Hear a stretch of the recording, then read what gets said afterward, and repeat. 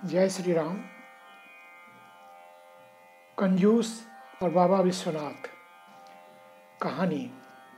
यह कहानी कुछ हल्की फुल्की रोचक गुदगुदाती हुई कहानी है।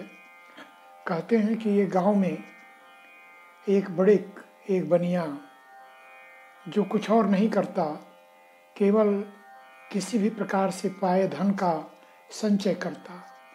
लोग उसे कंजूस, वज्र कंजूस ऐसा कह के उलाहना देते, बार बार चाहते कि इससे कुछ पैसा खर्च कराया जाए। कभी ऐसा अवसर आया नहीं कि वह कोई पैसा खर्च करे। अंत में एक दिन वो घड़ी आई, एक गाय गांव के बाहर मरी पड़ी थी। लोगों ने लांछन लगाया और कहा इस गाय को ये कंजूस बनिया ही मारा है। वह कहता रह गया, लेकिन कोई उसकी बात न सुने।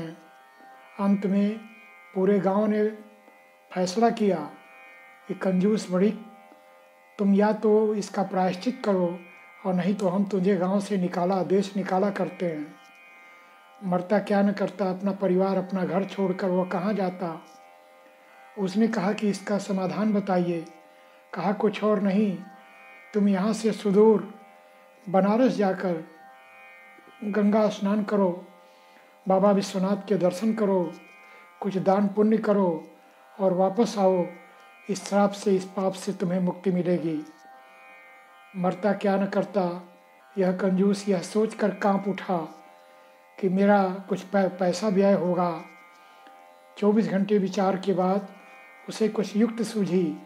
उसने पत्नी से कहा, देखो थोड़ा समय तो लगेगा, लेकिन मैं इस कार्य को बिना कोई पैसा खर्च किए करके आता हूँ। वह निकल पड़ा, भिक्षुक का वेश धारण किया, मांगते खाते याचक के रूप में जिसके यहाँ जाता वहीं कुछ भिक्षाटन कर खा पी लेता और इस तरह से मांगते खाते बनारस पहुँच गया। कंजूस तो था लेकिन झूठा और धर्मभीरू नहीं था। वह अंत में उस उपाय, उस समाधान को करने के लिए गंगा जी के तट की ओर बढ़ा। गंगा जी में स्नान के लिए जैसे ही चला, देखा कि वहाँ तो पंडे पुजारी लोगों की भीड़ लगी है और जैसे ही कोई बाहर स्नान करके निकलता लोग पीछे पड़ जाते। अंत में उसने तय किया कि यहाँ नहाना खतरे से खाली नहीं है। वह घाट बदलता गया, हर जगह वही हाल। अंत में मणिकर्णिका घाट, जहाँ मुर्दे जलाए जाते हैं, जहाँ और कोई नहीं, वहाँ भी भीड़ देखा, किंतु वहाँ पंडे पुजारी कम थे। शाम होने तक की इंतजार किया।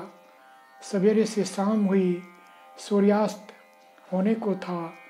वह चारों ओर देखकर कपड़े बाहर रख और गंगा जी में डुबकी लगाने के लिए प्रवृत्त हुआ। डुबकी लगाने के पूर्व भी उसने देख लिया कि कहीं कोई याचक तो नहीं, कहीं कोई मुझसे मांगने वाला तो नहीं। ऐसा विचार कर वह डुबकी लगाता। इस बीच बाबा विश्वनाथ साक्षात भूत भावन पतित पावन भगवान शंकर सोचे कि यह अधम प्राणी इतने वर्ष बीते, कभी कुछ दान पुण्य नहीं किया, और यदि बनारस आकर मेरी धरती, मेरे नगर में भी आकर कुछ दान पुण्य नहीं किया तो इसका उद्धार कैसे होगा। ऐसा सोचकर उन्होंने कहा कुछ करते हैं। इधर ये स्नान करके जैसे ही डुबकी लगाकर और निकला, एक आवाज़ सुनाई पड़ी, जय हो जजमान। और ऐसा सुनकर यह चौंक उठा कि ऐसा कौन बोल रहा है। अगल बगल देखा तो पाया कि नदी तट पर, गंगा तट पर एक पुजारी पंडा खड़े हैं और वे मुझसे कुछ याचना कर रहे हैं। उन्होंने कहा, गंगा से बाहर बाद में निकलना, पहले कुछ संकल्प कर लो। यह संकल्प नहीं करोगे तो तुम्हें गोहत्या के पाप से मुक्ति नहीं मिलेगी। बहुत विचार किया, कहा कि हे ब्राह्मण देवता, आप कितना कम से कम में मुझे समाधान दे सकते हैं। उन्होंने कहा कि तुम ही बताओ, तुम जितना भी दोगे मैं तुम्हें इस समाधान, तुम्हें इस प्रायश्चित से, तुम्हें इस पाप से मुक्ति दिलाऊंगा। उन्होंने कहा कि 2 पैसे मैं दान करता हूँ। उन्होंने संकल्प किया, ये हाथ में गंगा का जल लिया, उन्होंने मंत्र पढ़कर अभिमंत्रित किया और उन्होंने कहा गो हत्या के समाधानार्थ 2 पैसे देकर इन्हें दान करने के कारण मुक्ति हुई। और ऐसा कह के उसे कहे आप बाहर आ जाओ। बड़िक बाहर आया। पुजारी पंडे ने कहा लाओ 2 पैसे। यद्यपि इसके पास पैसा तो था, लेकिन उसने सोचा इतना जल्दी पैसा देना ठीक नहीं। उसने कहा विप्रवर, अभी तो मेरे पास पैसा नहीं, आप गांव टहलते घूमते कभी आइए, वहाँ ये पैसे दे दूँगा। दिन बीते, प्रहर बीते, महीना बीता। इधर ये निश्चिंत हुआ कि 2 पैसे के लिए कोई मेरे द्वार पर अब कहाँ आने वाला। गांव में आकर उसने खूब हल्ला गुल्ला किया कि मेरा तो बड़ा पैसा खर्च हो गया, मैं गंगा स्नान करने गया, दान पुण्य किया, खूब खाया पिया, धनोपार्जन जितना कुछ किया था सब मेरा लुट गया। और इस प्रकार उसे गोहत्या से मुक्ति मिली, अपने भाई बिरादरी का अंग बना। एक दिन गर्मी के दिन में दोपहर दालान में सोया था कि देखा कि वही पुजारी दूर से आ रहा है। यह कुछ और नहीं सोचा, अपनी पत्नी से कहा देखो अब निकल कर भागने का कोई उपाय नहीं, वे पुजारी आएंगे, तुम कह देना कि अभी तक तो ठीक थे, अब इनका प्राणांत तो हो गया। पुजारी आए और उनको जैसे ही इसने बताया था, पत्नी रोने लगी, हाय ये क्या हुआ, मेरे श्रीमान तो रहे नहीं, मेरे स्वामी आप मुझे यूं ही छोड़कर कहाँ चले गए। शंकर जी सोचे कि ये मरा तो है नहीं, ये केवल बहाना कर रहा है।